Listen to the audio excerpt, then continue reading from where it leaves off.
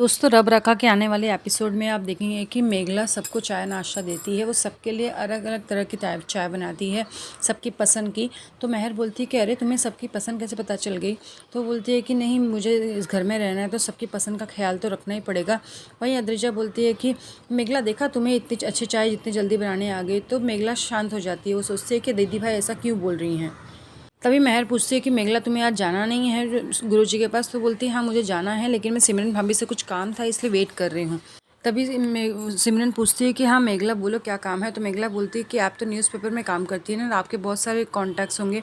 मुझे एक्चुअली 22 साल पहले हुए ट्रेन एक्सीडेंट के बारे में जानना था। ये सुनकर सब लोग शॉक हो जाते हैं, बोलते हैं क्या हुआ, 22 साल पहले की घटना का तुम्हें अभी क्यों जानना है।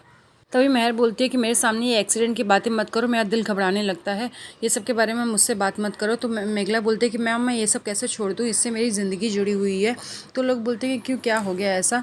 वो बोलती है कि एक्चुअली जो 22 साल पहले घटना हुई थी उसी में मेरे माँ बाप की एक्सीडेंट हो गई थी। लोग कहते हैं कि जहाँ तक मैंने सुना है उसी में मेरे माँ बाप चल बसे थे। महर बोलती है कि हाँ 22 साल पहले जो घटना हुई थी उसमें मैंने अपनी एक बेस्ट फ्रेंड को भी खो दिया था। वो मेरे साथ में एक्चुअली दार्जिलिंग में पली बड़ी थी, हम दोनों साथ में खेला करते थे। अचानक से वो हमारी बेस्ट फ्रेंड बन गई। फिर कुछ दिनों के बाद में हमारा कांटेक्ट टूट गया। तब से मैंने उससे कांटेक्ट करने की कोशिश नहीं की, लेकिन जब बड़ी होने के बाद मैं कांटेक्ट करने की कोशिश करी तो फिर पता चला कि वो इस ट्रेन एक्सीडेंट में मारी गई है।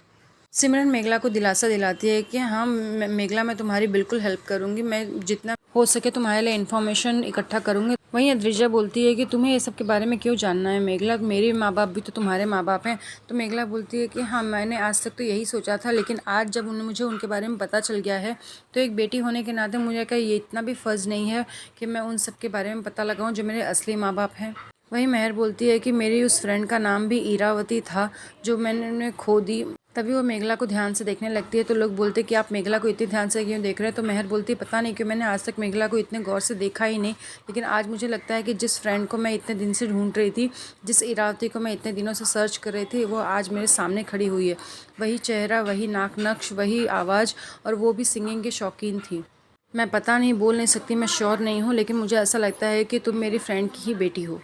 ये सुनकर सब शॉक हो जाते हैं। महर बोलती है पता नहीं क्यों मुझे ऐसा लगता है कि तुम मेरी इरावती की ही बेटी हो। वो भी बंगाली थी, बंगाली सिंगिंग करती थी, और मैंने भी फोक संगीत उसी से सीखा था, लेकिन मैं इतना श्योर नहीं हूँ।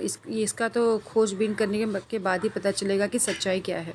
शाम को रणवीर घर पे आता है तो वो बोलता है कि मेघला क्या हुआ, मेरी अभी माँ से बात हुई, तुम परेशान हो क्या किसी बात पे। तो मेघला कहती है नहीं मैं परेशान नहीं हूँ। तो रणवीर बोलता है तो फिर तुम ये सब क्यों कर रही हो। रणवीर बोलता है तुम्हें मेरी किसी बात का बुरा लगा है क्या। तो मेघला बोलती है नहीं, आज मुझे पता चला है जब मेरे माँ बाप के बारे में, तो बस मैं उनके बारे में जानना चाहती हूँ। मैं अपने अतीत के बारे में खोजना चाहती हूँ, मेरा अस्तित्व क्या है मैं उसके बारे में जानना चाहती हूँ।